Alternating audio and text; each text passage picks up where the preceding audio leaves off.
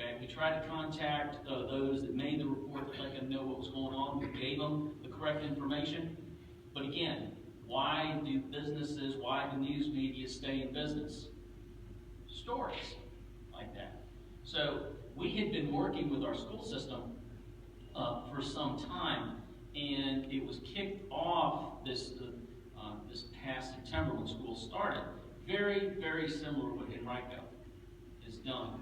And SROs had been kind of migrating towards the discipline issue in schools. It's not a police function. One example that I use is that if you have Johnny and Jimmy out in the courtyard in middle school and they get into a shoving match, okay? Is that really something that we need to get involved in as a police agency? Well, probably not. The teachers or whomever needs to handle that. And that's basically a good example of some of the switches. In the past, police officers call, writes a report, writes 2 J-teams, 1 on each, and what you have is maybe no action. It's going to be handled by the schools. But yet the reality is you have an offense and 2 arrests on Alves County. It's not good. It's not good.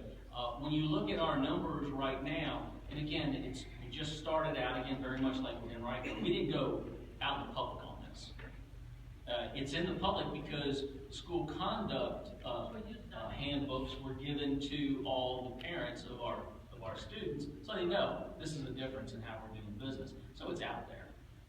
The numbers are yet to be calculated, but the latest numbers, and Dan helped me out, we saw a significant decrease in those J-teens and quote the arrest totals that you will see in the next reports. You remember, Dan, how much? When we look at J-teens written in the schools, for September, October, November, we've looked at so far, compared to last year's numbers, after we've changed our practices on the J-18s, and after the schools have implemented their changes in how teachers and administrators are to handle discipline matters, working together between schools and police, we have a 70% reduction in J-18s that have been written.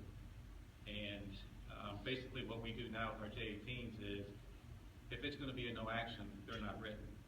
There may have been some shoving going on, and there may be an offense report because of an offense, but if you're not going to take an action, you're going to let school handle discipline, then J-18s are written. And that's going to have a significant impact when you look at, say you compare, let's say, last year to this current school year.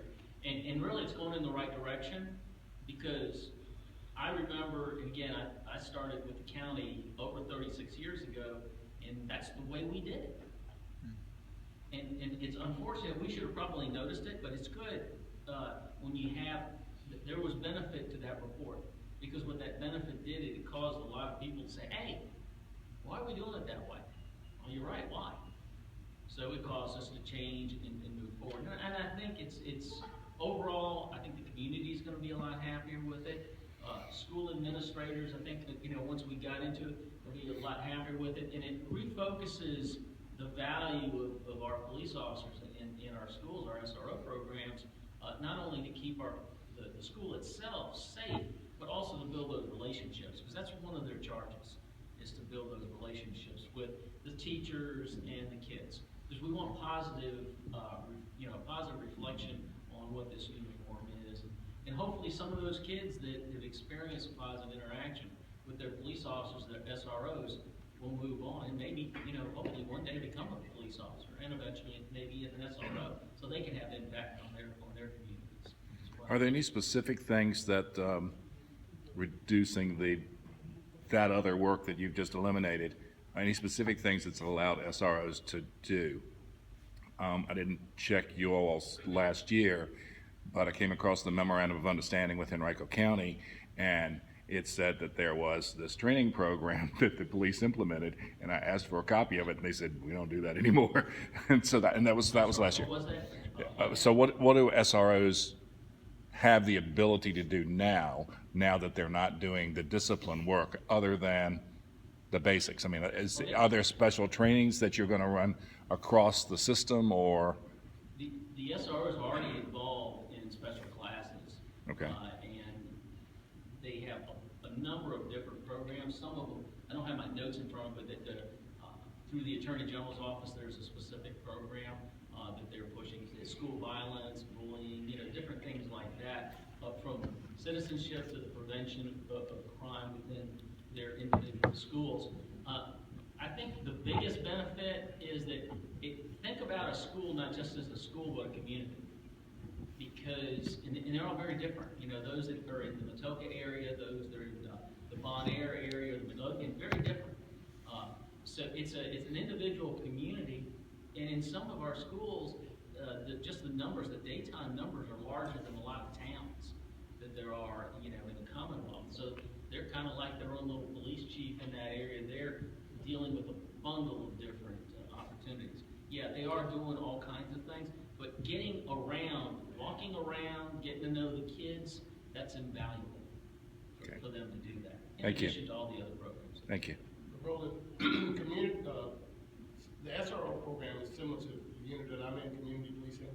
So we all get some basic community policing training, but I may end up going to more human trafficking, and also Lamb may go to more on cigarette trafficking. So does Captain Vandross say everybody's going to take all this training all the time and it's something that you can go back and figure out? No, because I may not have an interest or have an issue in my area with fertilizer threat, but I very well could have an issue in my area with bank robbery. So there's tons of training for school resource officers on various subjects. So 2 from Atoka may go here, and 2 from James River may go to something else. But the resources are like for community policing, there's tons of different training. Same thing with people who work in narcotics. There may not be a need to send everybody to a hidden compartment school, but I was asking about the other side, whether or not there was a training that they were pushing out, not what they were getting. In other words, that they had things at school, so I think I got that. I was a school resource officer for 5 or 6 years. What we do in the schools, many things. The Virginia Rules class that the Colonel was talking about, it's the governor's program. It has PowerPoints, lesson plans, pre-test, post-test. It's all right there for the school resource officer to teach. When I did it, I matched with the SOLs, what they were taking for their SOLs. So if it was law, I teach law. I go into the social studies classes and teach the law class, whatever they were getting on their SOL. What better could you ask them, someone who's experienced what we're teaching? So we teach driver's ed. So I'll drive traffic law. We go in there and teach traffic law. Wow. Driver's ed program. Some of us coach basketball, baseball, whatnot. So the SRO is doing multiple tasks. They're reaching out to the students. They're reaching out to the faculty.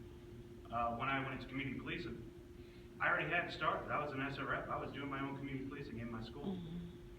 It was like I went from the minor leagues to the major leagues. Now the big area. But the same problems you have in the community, you have in the school.